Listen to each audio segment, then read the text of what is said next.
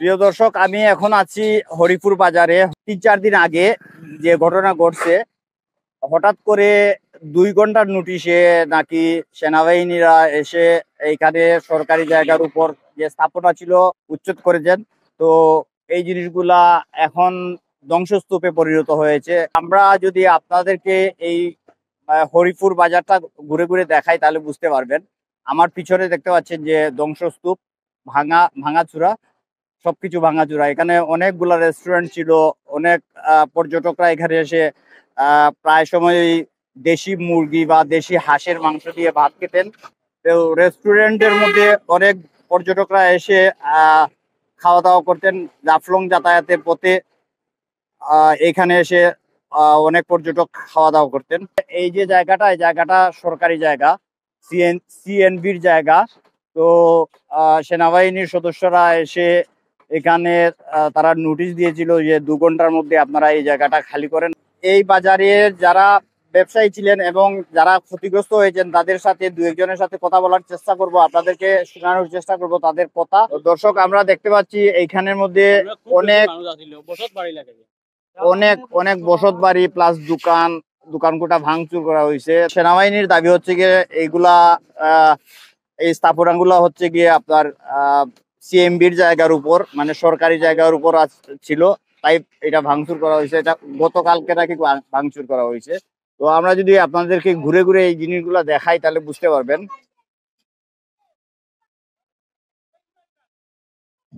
গতকালকে এই ঘটনাটা ঘটেছে।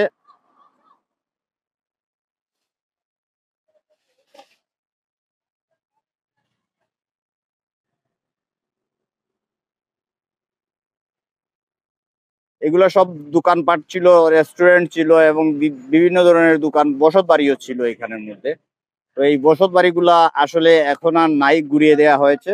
ঘটনা হয়েছে গিয়া ওই হরিপুর বাজারের যে গরুর বাজার আছে না, ওই গরুর বাজারকে কেন্দ্র করিয়া এই আমাদের ঘটনা হয়েছে। তবে আমরা নিরীহ মানুষ, সাধারণ মানুষ, তবে আমাদের জানাশোনার কিছুই নাই। তবে শুনছি যে এই জায়গা থেকে কেন্দ্র করিয়া ঘটনাটা হয়েছে। এখন গরুর বাজারের লিজ সরকারিভাবে আসে কিনা না তাও সঠিক জানি না। তবে সেনাবাহিনী আগের দিন বলছে যে 4 ঘন্টার ভিতরে ও 2 ঘন্টার ভিতরে আপনার সবকিছু সরিয়ে নেন। আমরা 2 ঘন্টার ভিতরে যা পারছি সামান্য নিছি, আর বাকিগুলা পারি নাই। পরের দিনই এই গতকালকে সবগুলা এমনি ভাঙাচুর করেছে এসকেলেটর দিয়ে। এখানে একটা রেস্টুরেন্ট ছিল, দেখা যাচ্ছে যে এখানে রেস্টুরেন্টের কোনো অস্তিত্ব নাই। এখানে আরো অনেক ব্যবসা প্রতিষ্ঠান ছিল। এই বাজারটা মোটামুটি এক সময় খুব চালু বাজার ছিল। তো সেই হিসাবে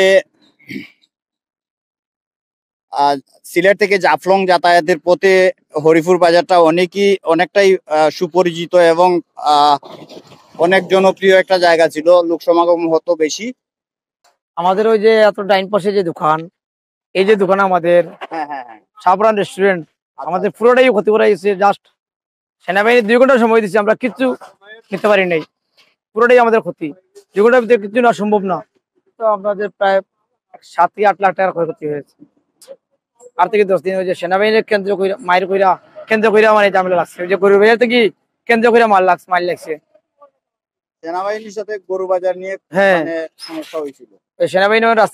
সেনাবাহিনীর গাড়িতে ওভারটেক করার সময় কি ঝামেলা হয়েছে। ঝামেলা ফেরে যারা ওখানে গরু আটানিতে গিয়া সেনাবাহিনী আক্রমণ করায়, ওখান থেকে কেন্দ্র কইরা মানে ওই যে বাজারটার মাংস। আমি তো সিলেট থাকি, ওখান থেকে শুনছি আমরা তো সিলেট থাকি, এবার খারাপ আক্রমণ করছে শুনছি যে লোকমুখে, যেখানে সেনাবাহিনী লোকে ঝামেলা হইয়া সেনাবাহিনী গুরুত্ব আহত।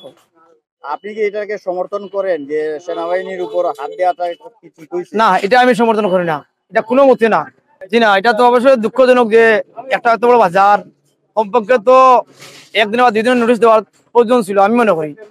তখন হঠাৎ করে 2 ঘন্টা সময় দিচ্ছি। আমরা তো শহরে ছিলাম, শহর থেকে আসিয়া দেখি আমাদের মানে পুরোটাই মানে তছনছ হয়ে গেছে, আমরা আর কিছু নিতে পারি নাই।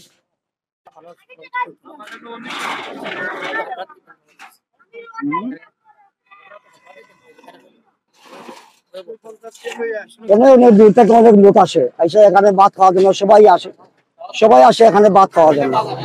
কিন্তু আমাদেরকে ঈদের দিন দোকান বন্ধ আছে, ঈদের পর দিন আমাদেরকে আসা 2 ঘন্টা আমাদের সেনাবাহিনীর সময় দিয়ে দিচ্ছে। 2 ঘন্টার ভিতরে আমরা কিছু মানে দোকানে কোনো মাল চাল কোনো কিছু নিতে পারি না। আমাদের অনেক তরকারির মধ্যে আমরা রান্না করছি, এগুলো 2 ঘন্টার ভিতরে কিছু নিতে পারি না, ব্যবসাও করতে পারি না। তার 2 ঘন্টার সময় যে আমরা 2টার ভিতরে কিছু নিতে পারি না, আমাদের অনেকগুলো মাল তরকারি ভাত অনেক নষ্ট হয়েছে।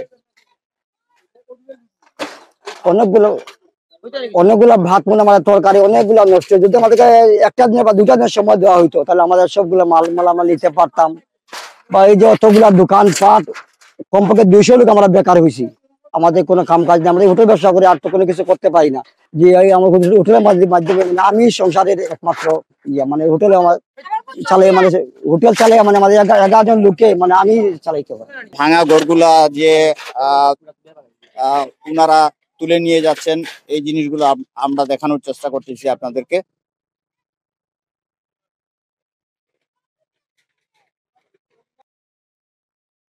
এখানে আসলে যারা দোকানদারি করতেন বা ব্যবসা করতেন তারা সবই খেটে খাওয়া মানুষ, কিন্তু পরিশ্রমের বিনিময়ে ওদের খাদ্য, ওনারাও এখানে দোকানদারি করে ওনাদের সংসার চালনা করতেন। এই অবস্থা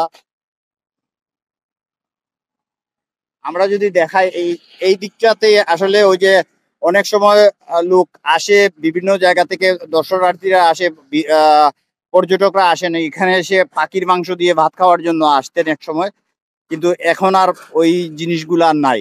তবে আমি যতটুকু জানতাম যে এখানে দেশি হাঁসের মাংস পাওয়া যেত, ভালো হাঁসের মাংস রান্না হয় এখানের মধ্যে খাওয়ার জন্য। অনেক লোক দূর দূরান্ত থেকে আসতো আর কি। এখানে রেস্টুরেন্টের বিজনেসটা ভালো ছিল এখানে আর কি। অনেকগুলা রেস্টুরেন্ট ছিল, প্রত্যেকটা রেস্টুরেন্টই ভালো দেশি হাঁস বা মুরগির মাংস পাওয়া যেত। যেমন এলো আমি ও গাড়িত গিরিজ করিয়া চলাফেরা করা, মানে জীবিকা রক্ষা করি। 8 জন আমার ফ্যামিলির কানেওয়ালা। এখন হঠাৎ করে ঈদর সবাই ঈদর আনন্দ করে, খুশি করে, ফুর্তি করে, আমরা ওগুলা নিয়া খুব পেরেশানির মধ্যে। এখন কিভাবে বাচ্চা কাচ্চা ফালি আর কিভাবে আমরা নিজে খাই। তারা একসময় রৌডর এরা লেখালেখি করলো যে তোমাদের উঠানোর সময় একটা টাকা পয়সা দিমু, যাতে উপস্থিত যেভাবে চলতে পারো। আগুলারও কোনো সন্ধান এখনো পাইছি না। এখন আমরা চিন্তা হইলো যে আমরা কোথায় যাই আর কি করি আর কিভাবে বাচ্চা কাচ্চা ফালি। এইটাই অত খেতি বলতে যেমন হয়তো দোকানপাট ভাঙ্গিলছে, হুট করি হঠাৎ করি দোকানপাট ভাঙ্গিলছে। আমরা ভাবছিলাম যে এটা মনে করুক তারা কইয়া বলিয়া মনে করে একটা সময়সীমা নিয়া ভাঙবো, বুঝছেন। আর ওটা মনে হয় তারা হুট করি তারা ভাঙ্গিলছে, এগুলা মনে করুক হয়তো এখন যে আপাতত হঠাৎ করে যে বাংলো, এগুলা উপায়টা কিতা কই দিতাম, কই হইতো খাইতাম বা কিলা, চলতাম বা কিলা, বাচ্চা খাইতা বা কিলা ফালতাম। আমার ব্যবসা আছিল, আমি গাড়িত গিরিজ করতাম, আমি গিরিজ ম্যান, বুঝছেন। তো ছোট ছোট পিক আপ গাড়ি, ট্রাক গাড়ি, ওগুলা চাক্কাত হাওয়া বাতাস। আমরা এইগুলা চাক্কা গাড়ি নিয়া খেলা নেলা গাড়ি, কেউ চাক্কা লিক সারিয়া দিতাম, হাওয়া মিলে দিতাম, ফিল্টার মারতাম গাড়ি, অর্থাৎ একটা ওয়াশ করিয়া দিতাম। আমি আমার আমার কাজ আছিল গাড়ি ওয়াশ করা এবং কি গাড়ি সার্ভিসিং ওগুলা। এখন আমি কিতা করতাম আমি নিজেও কইতাম পারি না, একমাত্র আল্লাহ জানরা। এটা হচ্ছে Jaflong to Sylhet highway road. তো এই রোডের দুপাশেই আর কি অনেকগুলা ব্যবসা প্রতিষ্ঠান ছিল, এর মধ্যে রেস্টুরেন্ট ছিল, এরপরে ভলগানাইজিং এর দোকান ছিল, এরপরে এই বিভিন্ন ধরনের দোকান ছিল। এই দোকানগুলা এখন একদম ধ্বংসস্তূপে পরিণত হয়েছে। তো যাদের মাল তারা তুলে নিয়ে যাচ্ছেন, ভাঙচুর করা হয়েছে যে দোকানগুলা, যাদের দোকান পুটা ভেঙে ফেলা হয়েছে তাদের দোকানগুলা ওনারা নিজ দায়িত্বে সরিয়ে নিচ্ছেন। এবং আমরা 2-1 ব্যবসায়ীর সাথে কথা বলার পরে বুঝলাম যে আসলে যেটা করা হয়েছে ওনারা অনেক ক্ষতিগ্রস্ত হয়েছেন। ঈদের ঠিক আগের মুহূর্তে এই ঘটনাটা ঘটেছে। তো আজকে ঈদের 2 দিন চলছে, তো এখন তারা ঈদের খুশি উদযাপন না করে এখানে মাল সরানোতে ব্যস্ত।